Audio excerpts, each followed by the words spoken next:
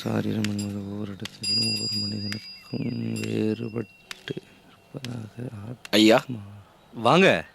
கோபி, வாழ்க்கையினுடைய தத்துவம் தெரியுமா? உடலுக்கு மெய்யென்று பொய்யாக பெயர் வைத்திருக்கிறார்கள்.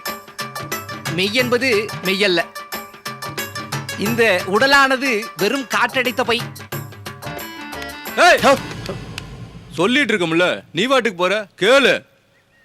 அதாவது காயமே இது பொய்யடா, வெறும் காற்றடைத்த பையடா. வாழ்க்கையிலே இந்த சாரீரமானது ஹலோ, என்றைக்காவது யார் நீங்க? உங்களுக்கு என்ன வேணும்?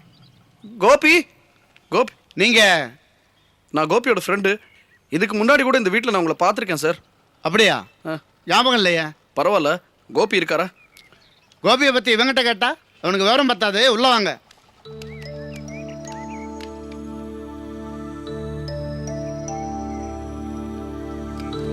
ஈஸ்வரி, வாங்க. கோபி இருக்கானா? இருக்கானே. இருக்கான். ஏங்க, கோபி எங்க இருக்காரு? பின்னாடி இருக்கான். வாங்க சார், வாங்க.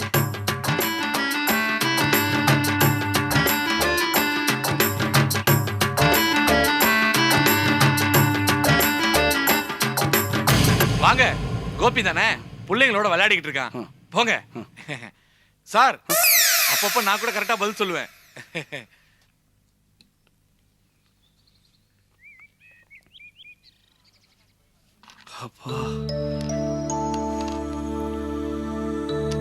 கொண்டா கொண்டா.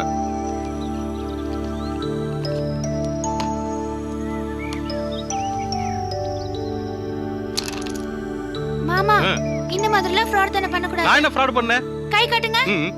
அந்த கை. இது நீ போறதுக்கு சிரமப்படுவேன்னு தான் நான் எடுத்து வச்சேன். சின்ன குழந்தைங்களை கூட விட்டு வைக்கிறது இல்லையா? வாங்க வாங்க வாங்க வாங்க. நீ எப்படி? ஏய், போய் காஃபி எடுத்துட்டு வா. போடா. இருக்கட்டும். ஆமா, எங்க வீட்டுக்கு மறுபடியும் வர்றதுக்கு உங்களுக்கு எப்படி தைரியம் வந்துச்சு? இல்ல, காலையில இருந்து ஒரே போர் அடிச்சுதா, சரி த்ரில்லிங்கா இன்னைக்கு ஏதாவது ஒன்று பண்ணணும்னு நினைச்சேன். உங்க வீட்டுக்கு வந்துட்டேன். இல்ல கோபி, இன்னைக்கு நான் உங்ககிட்ட ஒரு முக்கியமான விஷயம் பேசணும்னு வந்தேன். தயக்கதும் இருக்காதே. எனக்கு கிடையாது.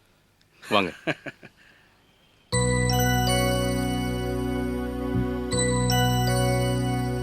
நான் நினைச்சேன் ஊருக்கு போயிட்டு வந்து நீங்க என்ன பார்க்கலாங்கும் போதே எனக்கு டவுட் வந்துச்சு. அப்புறம் தான் சிதம்பரம் மாமா மறந்துட்டாங்க விஷயத்தை கேள்விப்பட்டு அண்ணன் கிட்ட இதை பத்தி பேசினேன்.